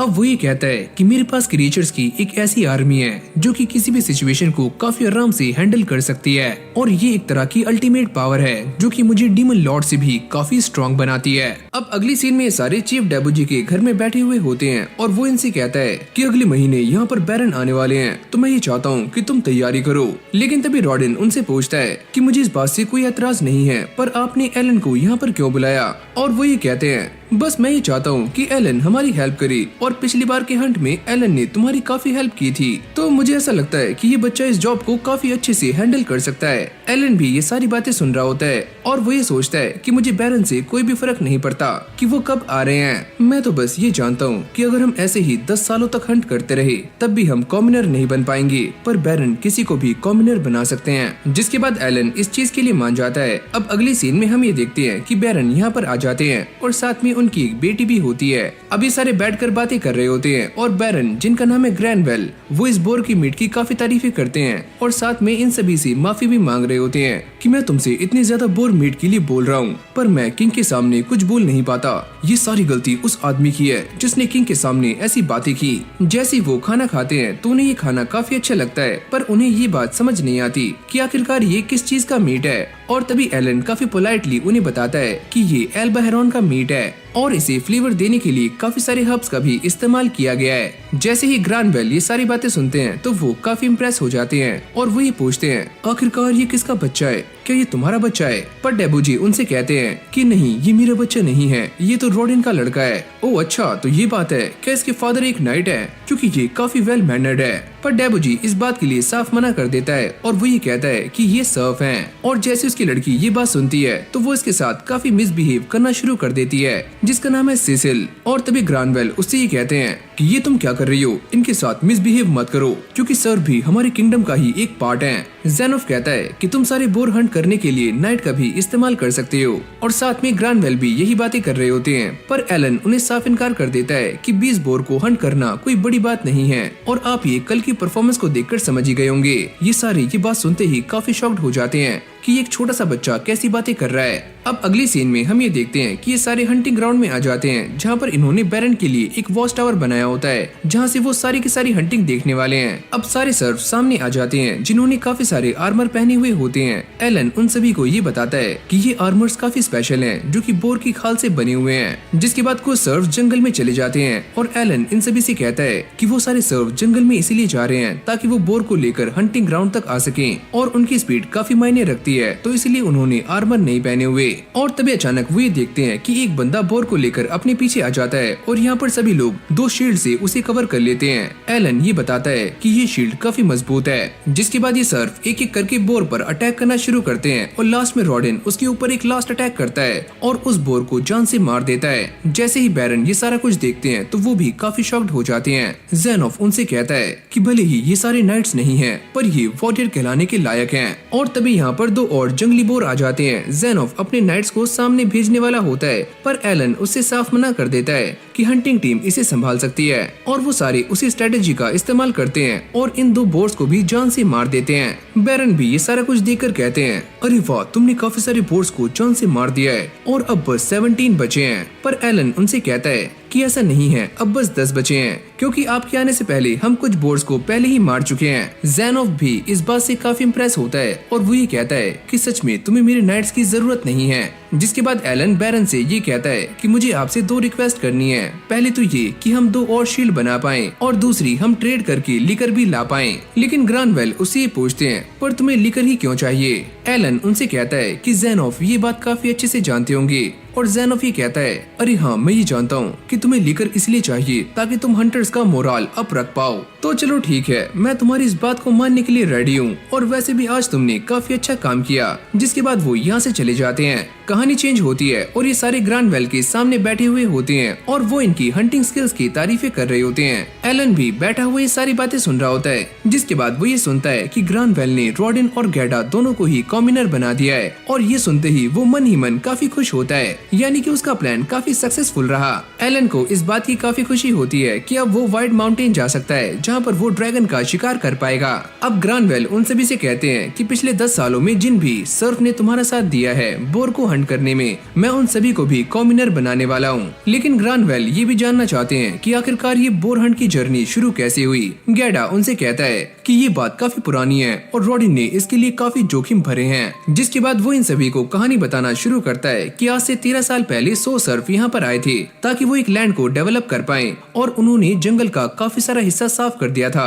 पर तभी अचानक यहाँ पर एक काफी खतरनाक बोर आया जिसने उन सभी की सारी सब्जियाँ खराब कर दी और साथ में सारी मेहनत भी। और ये सारा सामान हमारे लिए काफी इम्पोर्टेंट था। जिसके बाद रॉबिन ने हम सभी से कहा कि हम सारे मिलकर मीट के लिए बोर को हंट कर सकते हैं, लेकिन हमारे पास फाइट की कोई भी नॉलेज नहीं थी। लेकिन उसके बाद भी हम सब ने मिलकर एक बोर को हंट कर लिया, लेकिन इसके बीच हमने अपना एक काफी अच्छा दोस्त खो दिया और रॉबिन उसके लिए खुद को जिम्मेदार ठहराता है। गैडा बैरन से कहता है कि मैंने इसे समझाने की काफी ट्राई की, पर रॉबिन मेरी बातें नहीं मानता और वो ये कहते हैं कि भले ही तुमने अपना एक साथी खो दिया है, पर अगर तुम वो कदम नहीं उठाते तो आज ये विलेज यहाँ तक नहीं आता। तो चलो फिर मैं रेडी हूँ रॉबिन को एक और इनाम देने के लिए, तो तुम क्या मांगते हो? एलन अपने डैड से कहता है कि प्लीज डैड बैरन से लेकर मांग लो, पर वो ये कहता है कि मैं आपसे ये चाहता हूँ कि आप मेरे बच्चे को अपने साथ काम पर रख लो। वो छोटा मोटा कोई भी काम कर लेगा, जैसे कि झाड़ू पोछा कूड़ा करकट, वो कुछ भी कर सकता है। बैरन अपने बटलर से ये पूछता है क्या ये सही है? अरे हाँ, मुझे इस बात से कोई भी चिंता नहीं है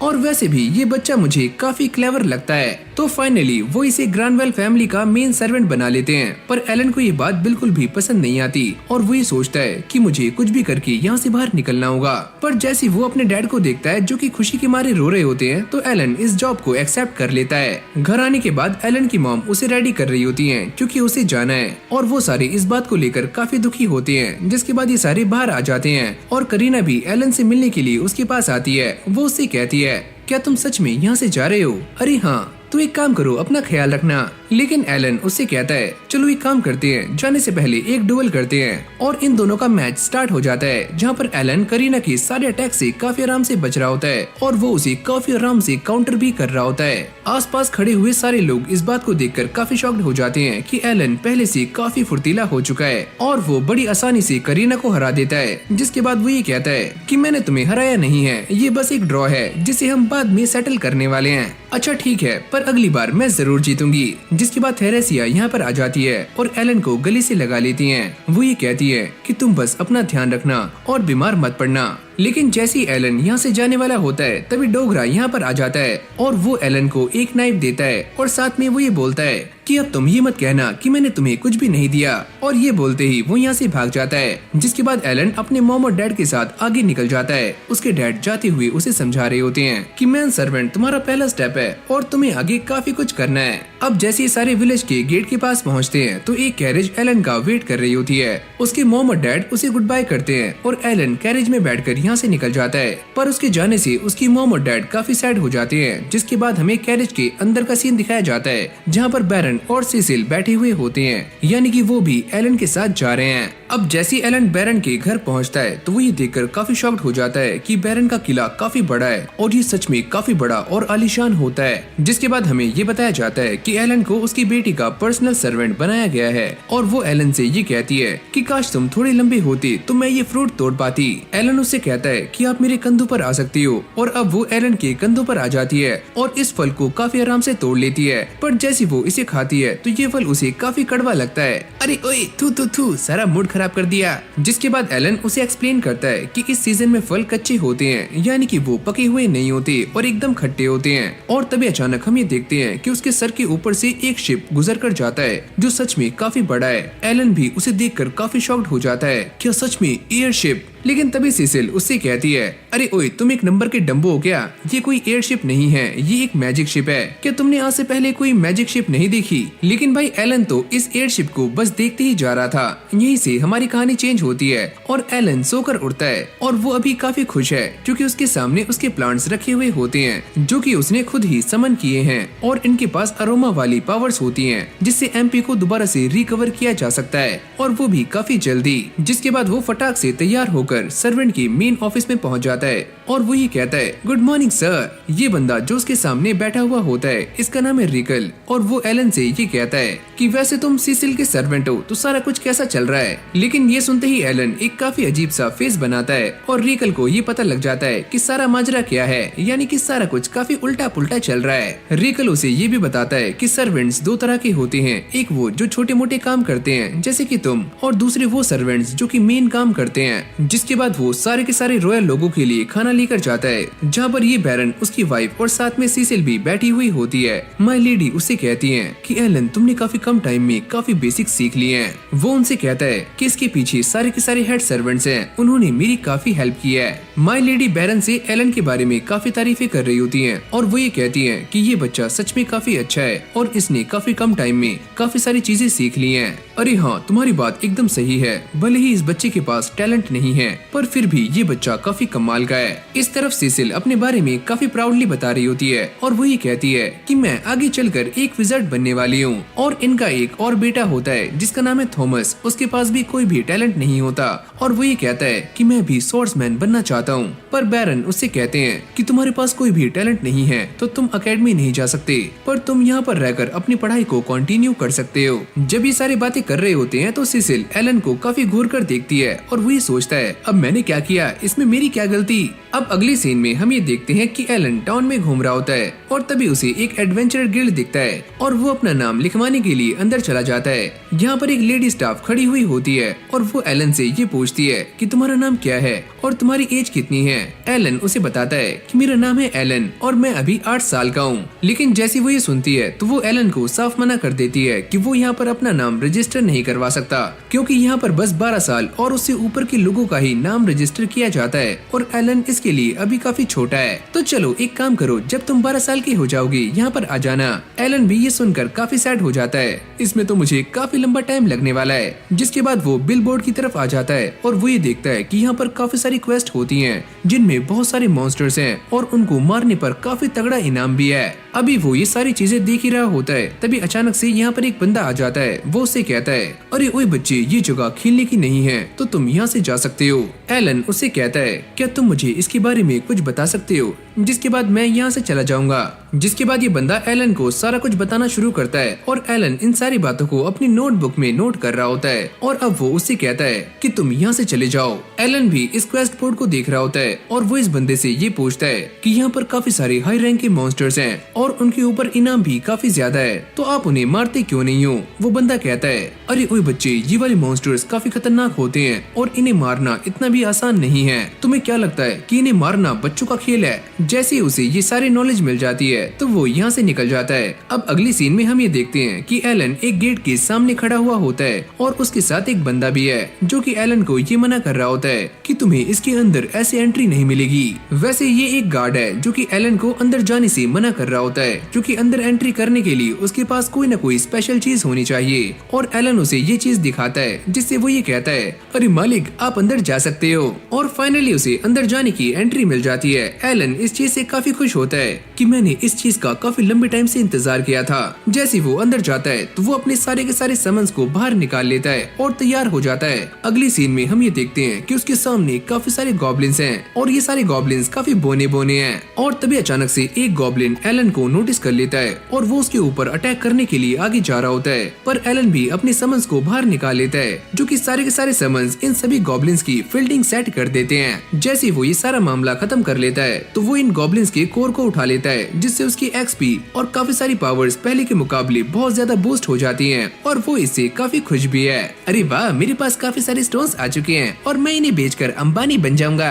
लेकिन तभी उसे ये बात याद आती है कि रात हो चुकी है और उसे वापस जाने का रास्ता भी नहीं पता। लेकिन वो जैसे तैसे करके यहाँ से बाहर निकलने में कामयाब हो जाता है और उसके पास जो भी गॉब्लिन स्टोन्स होते हैं वो उन्हें बेचकर कुछ सामान खरीद लेता है और उसे अपनी बुक के अंदर डाल देता है और काफी मजे से घर के लिए निकल जाता है। लेकिन जैसे वो दरवाजे से अंदर एंट्री करने वाला होता है तभी अचानक से बैरन का बटलर यहाँ पर आ जाता है। अरे सुनो एलन, मुझे तुमसे कुछ बातें करनी है, चलो मेरे साथ। अब एलन बैरन के सामने खड़ा हुआ होता है और वो उससे बातें कर रहे होते हैं। वो ये कहते हैं कि मैंने ये नोटिस किया है कि पिछले 2 महीनों में तुमने काफी इम्प्रूव किया है और तुम काफी स्ट्रॉन्ग हो चुके हो। तुम काफी निडर भी हो, जो कि रात में अपने आप ही यहाँ पर आ जाते हो। लेकिन मुझे तुमसे एक बात पूछनी है कि आज तुम इतने लेट क्यों आए हो। और एलन उन्हें सारा कुछ अच्छी तरह से एक्सप्लेन कर देता है कि वो हंटिंग करने के लिए फॉरेस्ट में गया था, पर तुमने ऐसा क्यों किया। और एलन उनसे कहता है कि मैं रॉडन का बेटा हूँ, तो मुझे अपनी हंटिंग स्किल्स को धीरे धीरे इम्प्रूव करना होगा ताकि मैं टाइम आने पर लेडी सिसिल की जान बचा पाऊँ और उन्हें अच्छी तरह से प्रोटेक्ट कर पाऊँ। ये बात सुनते ही बैरन भी काफी इम्प्रेस हो जाते हैं और बटलर उससे कहता है,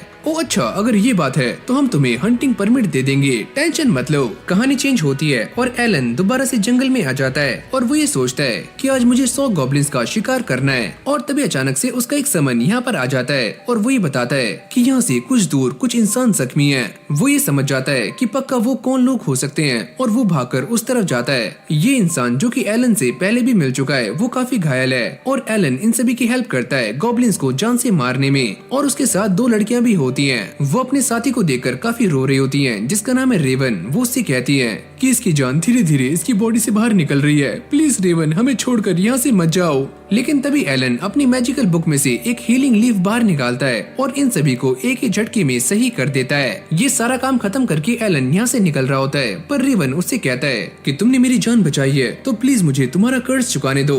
एलन उससे कहता है अगर तुम सच में मेरे लिए कुछ करना चाहती हो तो इसके बारे में किसी को भी मत बताना। ये सारे लोग इस बात के लिए अग्री करते हैं और साथ में एलन से ये कहते हैं अगर तुम्हें फ्यूचर में हमारी कभी भी जरूरत पड़े तो तुम हमारे पास आ सकते हो, वो भी बिना कुछ सोचे समझे। ये बोलते ही वो सारे यहाँ से निकल जाते हैं। अब अगली सीन में हम ये देखते हैं कि एलन एक हॉकिन को समन करता है और वो उससे कहता है कि आसपास जाकर सारे के सारे गॉब्लिन्स पर नजर रखो कि वो कहाँ पर हैं। लेकिन वो ऐसा करने से मना कर रहा होता है और वो काफी सैड भी है क्योंकि वो पिछली बार इंसानों को बचा नहीं पाया था। जिससे एक बात तो क्लियर हो जाती है कि ये वाला हॉकिन इंसानों से काफी प्यार करता है। ये सारी बातें जानने के बाद एलन उसके सर पर हाथ रखता है और वो ये कहता है कि तुम इसके बारे में चिंता मत करो, अब से अगर कोई भी प्रॉब्लम होगी तो मैं तुम्हारी हेल्प करूंगा। इससे ये हॉकिन भी काफी खुश हो जाता है। सीन चेंज होता है और हम ये देखते हैं कि सिसिल एलन के कंधों पर बैठी हुई होती है। एलन उससे पूछता है कि तुम ये क्या करना चाहती हो और वो ये कहती है कि स्प्रिंग में मेरा भाई यहाँ पर आने वाला है तो मैं उसके लिए काफी अच्छी कुकीज बनाना चाहती हूँ। लेकिन तभी ये दोनों ही डिसबैलेंस हो जाते हैं और पटाख से नीचे गिर जाते हैं। जब ये सारे बैठकर खाना खा रहे होते हैं तो बैरन ये पूछते हैं अरे वाह ये चीज काफी अच्छी है पर ये है क्या।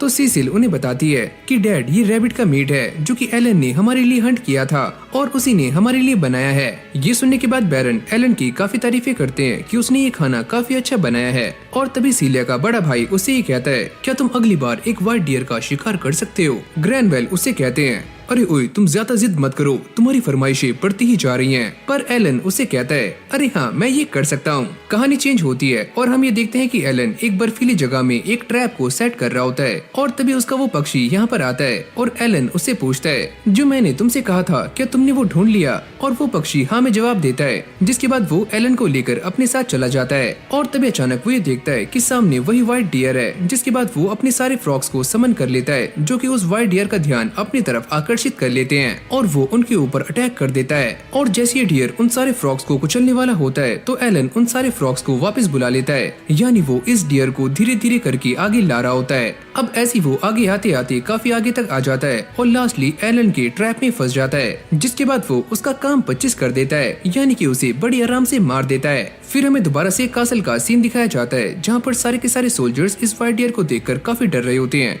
वो ये देखते हैं कि उनके सामने एक काफी खतरनाक मॉन्स्टर है जो कि अपने आप हिल रहा है और वो आवाजें भी कर रहा है, यानी कि बातें कर रहा है। ये सारे उसे मारने के लिए रेडी हो जाते हैं और अपने अपने स्पीयर्स को बाहर निकाल लेते हैं। पर तभी अचानक से एलन उसके नीचे से बाहर आता है और वो ये कहता है अबे ओए इसे मैंने हंट किया है। बैरन भी जैसे यहाँ पर आते हैं वो ये देखकर काफी शॉक्ड हो जाते हैं और थॉमस अपनी मॉम से कहता है कि अब हम एक काफी खतरनाक पार्टी कर पाएंगे, काफी मजा आएगा।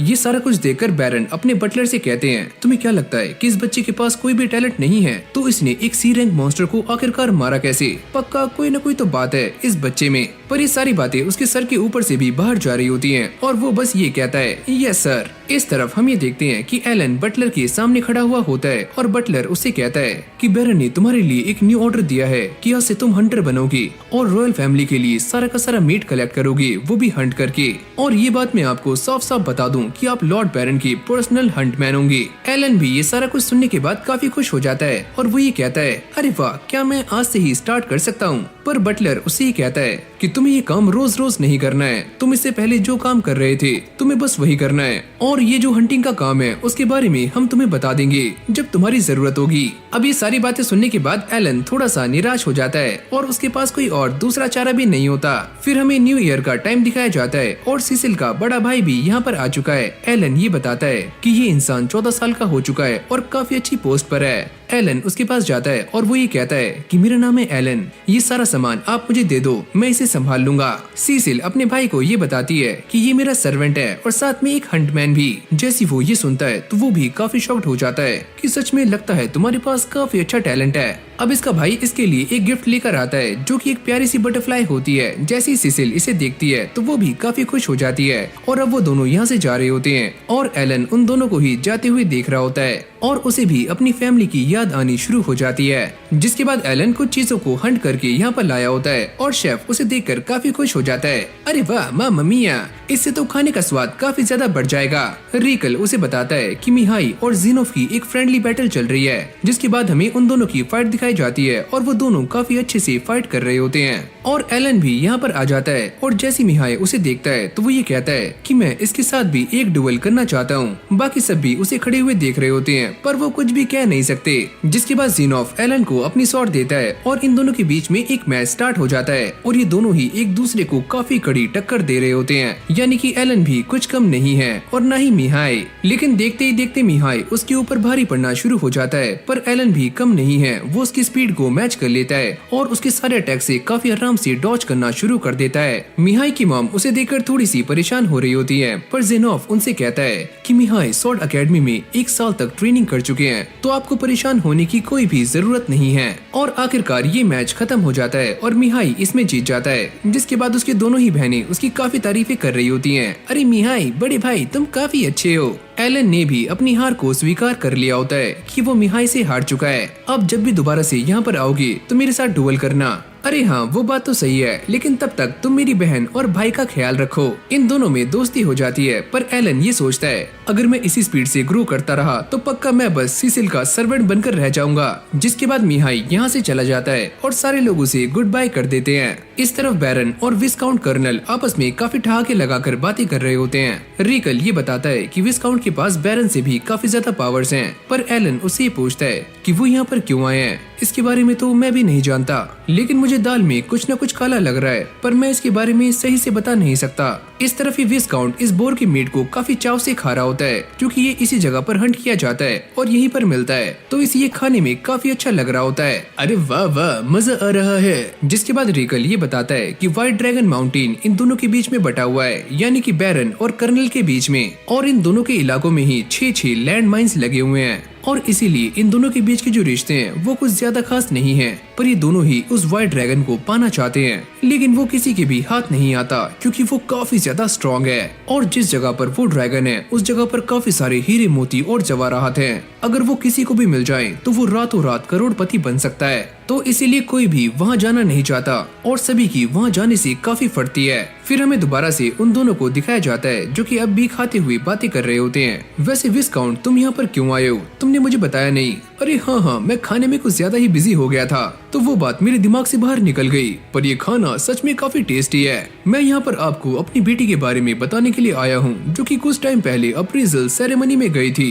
एलन भी खड़ा हुआ इन दोनों की ये सारी बातें सुन रहा होता है और उसे ये बात याद आती है कि अप्रेजल सेरेमनी आ चुकी है और उसका छोटा भाई भी उसके अंदर जाने वाला है जो कि एक स्पीयर यूजर है और वो प्रे करता है कि उसका भाई इसके अंदर पास हो जाए। अब ये विस्काउंट काफी हंसते हुए ये कहता है कि मेरी बड़ी बेटी उसके पास कोई भी टैलेंट नहीं है। और जैसे एलन ये सुनता है तो उसे ये बात समझ नहीं आती कि वो ये बात बताते हुए इतना मुस्कुरा क्यों रहा है। अब विस्काउंट बैरन के ऊपर ताना मारते हुए ये कहता है वैसे तुम्हारे 2 बच्चों में काफी टैलेंट है पर एक के पास कोई भी टैलेंट नहीं है, ये कितनी बेकार बात है। और इससे बैरन काफी गुस्सा हो जाते हैं। क्या तुम ये सारी बातें करने के लिए यहाँ पर आए हो और तुम्हें ये सारी बातें करने का कोई भी हक नहीं है। इन दोनों की बातें सुनते हुए एलन ये समझ जाता है कि कंपटीशन हर जगह पर है, चाहे वो लोअर लेवल पर हो और चाहे वो इन दोनों के बीच में। और फिर वो विस्काउंट यहाँ से निकल जाता है, जिसके बाद हमें 1 साल बाद का सीन दिखाया जाता है और एलन अपने साथियों के साथ बैठा हुआ होता है और ये सारे के सारे हंटर्स हैं। ये सारे अब काफी अच्छे दोस्त बन चुके हैं क्योंकि एलन ने इन सभी की जान बचाई थी।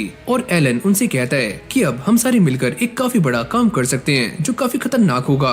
हम सारे मिलकर 10,000 गॉब्लिन्स को चांद से मारने वाले हैं। रेवन उससे कहता है क्या तुम जानते भी हो तुम क्या बोल रहे हो। एलन उससे कहता है काफी सारी चीजें ऐसी होती हैं जिन्हें हम बिना ट्राई किए पता नहीं लगा सकते, और जिस काम में रिस्क नहीं है उसमें क्या मजा। जिसके बाद ये सारे एलन की ड्रेस को डिसाइड करने में लग जाते हैं और वो इस ड्रेस को पहनकर क्रिश की तरह भाग रहा होता है। लेकिन तभी अचानक से उसकी नजर एक काफी खतरनाक मॉन्स्टर के ऊपर जाती है जो कि आराम से घोड़े बेचकर सो रहा होता है, और वो ये बात काफी अच्छे से जानता है कि ये सामने वाला मॉन्स्टर काफी खतरनाक है जिसे हराने के लिए उसे कोई न कोई स्ट्रेटेजी लगानी होगी। जिसके बाद वो अपने काफी सारे टाइगर्स को यहाँ पर समन करता है और ये सारे इस मॉन्स्टर पर अटैक कर देते हैं और उसे काफी आराम से जान से मार देते हैं। और तभी हम ये देखते हैं कि एलन के सामने एक काफी बड़ी चींटी आ जाती है जिसे देखकर वो काफी डर जाता है। अबे ओए अबे ओए अबे ओए, और वो इसे भी डर के मारे जान से मार देता है। अब वो अपनी ग्रीमोर में ये देखता है कि उसके लेवल्स पहले के मुकाबले काफी गुना बढ़ चुके हैं, यानी कि उसके स्टैट्स पहले से बूस्ट हो चुके हैं। अब अगले सीन में एलन सीसिल के साथ बैठा हुआ होता है और वो उससे कहती है कि तुम्हें यहाँ पर आए हुए 1 साल हो चुका है और अब तुम मेरे साथ कहीं पर भी आ जा सकते हो। जिसके बाद हम एक बूढ़े इंसान को देखते हैं जो कि सीसिल का प्रोफेसर है और वो एलन से ये कहता है, एलन पूछो तुम क्या पूछना चाहते हो। और वो ये कहता है कि मैं आपसे ये पूछना चाहता हूँ कि स्पेल को कैसे कास्ट करते हैं। और जैसे सीसिल ये सुनती है तो वो उसके ऊपर काफी गुस्सा करना शुरू कर देती है कि तुम्हारे पास कोई भी टैलेंट नहीं है और तुम चाहते हो कि तुम स्पेल को कास्ट करो, ऐसा कभी भी नहीं होगा। अरे नहीं नहीं, ऐसी कोई भी बात नहीं है, कभी कभी हार्ड वर्क टैलेंट को भी बीट कर देता है। जिसके बाद एलन का टेस्ट स्टार्ट हो जाता है और वो मैजिक करने का काफी ट्राई कर रहा होता है पर उससे कुछ भी नहीं होता, यानी कि वो फेल हो जाता है। तो भाई देखना ये है कि सच में एलन अपनी मेहनत के बल पर स्पेल को कास्ट कर पाएगा और क्या वो मैजिक को सीख सकता है और क्या वो सभी को गलत साबित कर पाएगा कि वो टैलेंटलेस होने के बावजूद भी ये सारा कुछ कर सकता है।